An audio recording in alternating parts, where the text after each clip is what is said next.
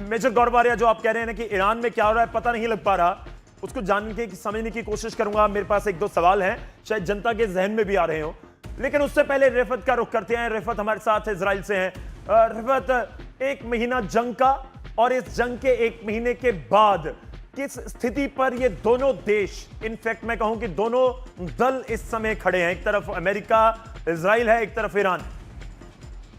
देखिए, मैं आपको बता दूं कि अभी जंग रुकने का नाम नहीं ले रहा है। ऐसा नहीं लग रहा है कि कल या परसों कोई बातचीत होगी, क्योंकि जिस तरीके की कंडीशंस रखी हैं, अमेरिका ने अपने तरीके से 15 पॉइंट रखे हैं और ईरान ने 5 ऐसे पॉइंट्स रखे हैं जो लगता है कि शायद अमेरिका मानेगा नहीं, क्योंकि उनकी तरफ से ये कहा गया है कि बैलिस्टिक मिसाइल बनाने का प्रोग्राम जारी रखा जाए, जितना भी वहां नुकसान हुआ है उसकी भरपाई की जाए, और जितने भी मिडल ईस्ट कंट्रीज में अमेरिकन फोर्सेस की बेसिस हैं उनको बंद किया जाए। ये सबसे डिफिकल्ट कंडीशंस हैं, मैं समझता हूँ अमेरिका के लिए। अगर ऐसा होता है तो उसका मतलब है कि अमेरिका पूरे मिडल ईस्ट से बाहर चला गया, और इसराइल का फिर क्या होगा, क्योंकि इसराइल को जिस तरीके से यूएस का सपोर्ट हासिल है, उसके अलावा जो है पूरी फील्डिंग अमेरिका ने पूरे मिडल ईस्ट में सजाई है, चाहे कुवैत हो, चाहे बहरीन हो, चाहे जॉर्डन हो, चाहे यूएई हो, चाहे कतर हो, चाहे फिर उसके अलावा सऊदी अरब हो। तो हर जगह पे उनकी मिलिट्री बेसिस हैं, तो उनको शायद वो बंद नहीं कर सकता जिस तरीके के शर्त जो हैं वो ईरान ने रखे हैं। लेकिन मैं आपको बता दूं, लगातार हमले हो रहे हैं। कल भी एक यहाँ पे केमिकल प्लांट पे हमला हुआ जो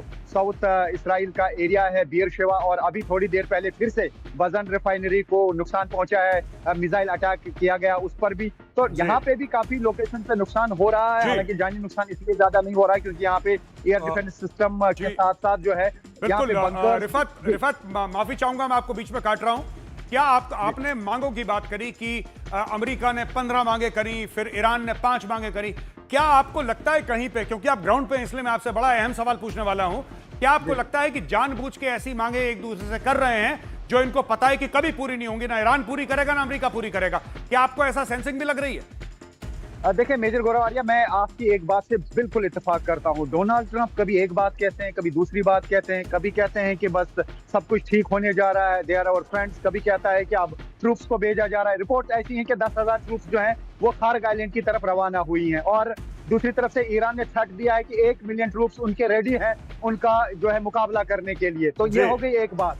दूसरी ये हो गई कि दोनों तरफ से अटैक्स का सिलसिला जारी है। यूएस फोर्सेस लगातार ईरान में ऑपरेशन कर रहे हैं, और दूसरी तरफ से इसराइल ने साफ कर दिया है कि वो एक बफर जोन लेबनान में बनाएंगे, पूरे साउथ लेबनान में, अपने नॉर्थ इसराइल को बचाने के लिए। तो यानी वहां से भी लगातार जो है फाइट की जा रही है। और तीसरे तरफ से गाजा में भी काफी एयर स्ट्राइक्स पिछले 2-3 दिनों से हुई, काफी लोग वहां पे भी मारे गए। तो ये वार जो है काफी जगहों पे चल रहा। अब अचानक से जो है हुटीज जो है सामने आ गई। अभी तक तो यमन की तरफ से कोई अटैक नहीं हो रहा था, अब यमन की तरफ से साउथ इसराइल पे अटैक किया जा रहा है, नॉर्थ इसराइल पे हिजबुल्लाह की तरफ से अटैक किया जा रहा है। और ठीक है, चलिए रिफत, जो आप जिक्र कर रहे हैं, एक चीज तो बहुत क्लियर, आपकी बातों से दर्शक समझ गए होंगे कि ग्राउंड पर इस समय उन 10 दिन वाले, 5 दिन वाले या फिर 1 महीने के सीजफायर के ऑफर वाले किसी भी दावे का असर नजर नहीं आ रहा। रिफत, धन्यवाद हमारे साथ जुड़ने के लिए। इस बीच एक बड़ी खबर आ रही है, उसका रुख करेंगे। ईरान ने अमेरिका को बड़ी चोट दी है। सऊदी में अमेरिका का E-3 अवॉक्स तबाह कर दिया गया है। बड़ी खबर है इस समय की, यूएस का एयरबॉर्न कमांड सेंटर है E-3 अवॉक्स। ईरानी मीडिया ने नुकसान की तस्वीरें जारी कर दी हैं।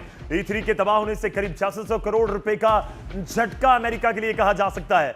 हालांकि मेजर गौरवारिया पहले कह चुके हैं कि $3 बिलियन कुछ नहीं है, तो ये 600 करोड़ तो बिल्कुल ही आप कहिए कि जो आप कह रहे थे कि चिल्लर है वैसी लग रही है। लेकिन अमेरिका अब तक दावे को खारिज कर रहा है।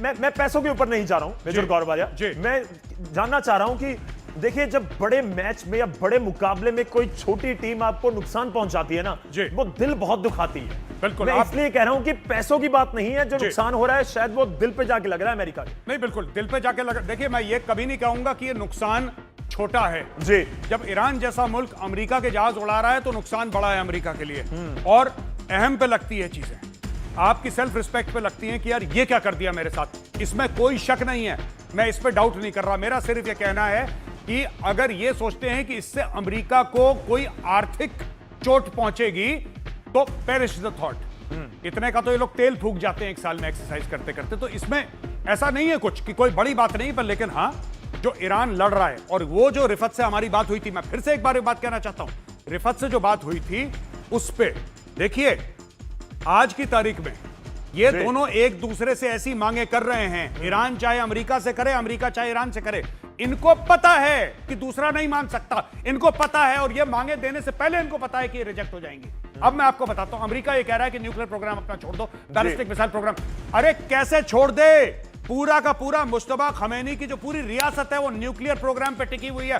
जिस दिन उसने ऐलान कर दिया ईरानियों के सामने कि मैं न्यूक्लियर प्रोग्राम अपना त्याग रहा हूं, बैलिस्टिक मिसाइल प्रोग्राम त्याग रहा हूं, हमास, हिजबुल्लाह, हूथी, मैं सबको त्याग रहा हूं, अरे लोग उसको भगा देंगे, लोग उसको भगा देंगे। उसकी ताकत ही वो है। अमेरिका कह रहा है कि तुम अपनी ताकत छोड़ दो, तुम अपनी ताकत छोड़ दो। और वहां पे ईरान क्या मांग रहा है अमेरिका से? सोचा है आपने? ईरान कह रहा है कि तुमने जितनी बमबारी करी उसका पैसा दो।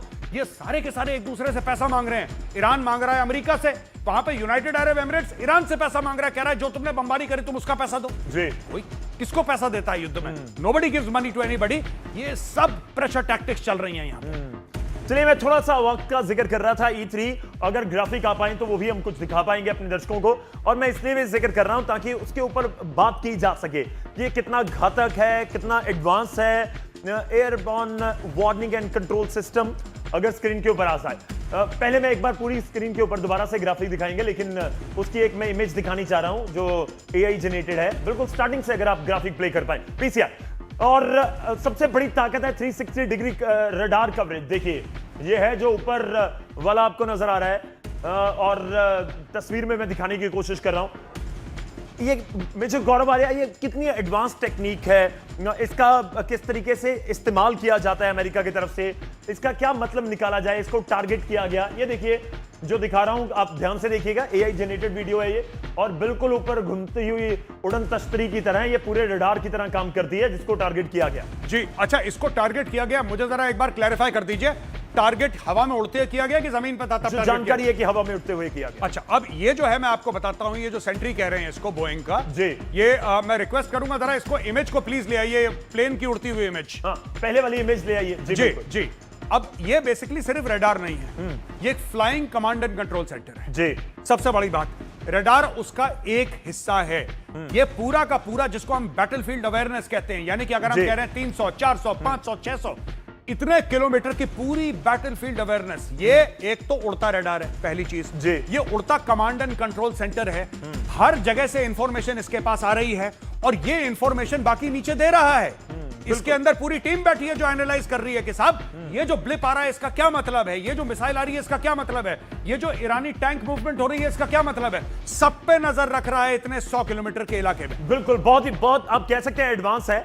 हम रुक रहे हैं बहुत छोटे से ब्रेक के लिए। ब्रेक के बाद हम बात करेंगे पाकिस्तान की भी, कि पाकिस्तान का मजाक कैसे बन रहा है, जहां वो कहता है कि मैं मध्यस्थ हूं, मैं मध्यस्थता करना चाहता हूं। ब्रेक के बाद